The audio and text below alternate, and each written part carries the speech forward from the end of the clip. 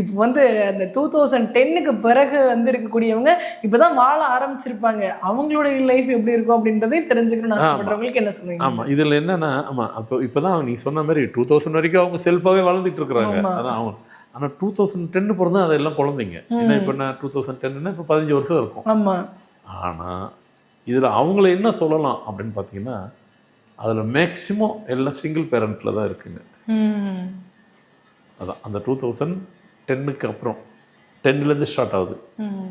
அப்போ ஆரம்பிச்சதெல்லாம் maximum worldwide பார்த்தீங்கன்னாலும் சிங்கிள் பேரண்ட் தான் அந்த 2010 குழந்தைங்கள்லாம் மேக்சிமம் இருக்குது. அது அந்த ஆண்டு அப்படி கொடுக்குது.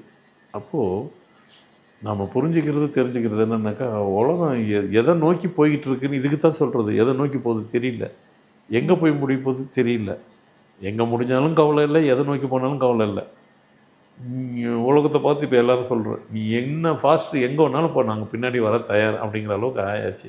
ஏன்னா இதுக்கு மேலே இன்னும் எதையும் பார்க்குறதுக்கு ஒன்றும் இல்லை, எல்லாத்தையும் கடந்தாச்சு.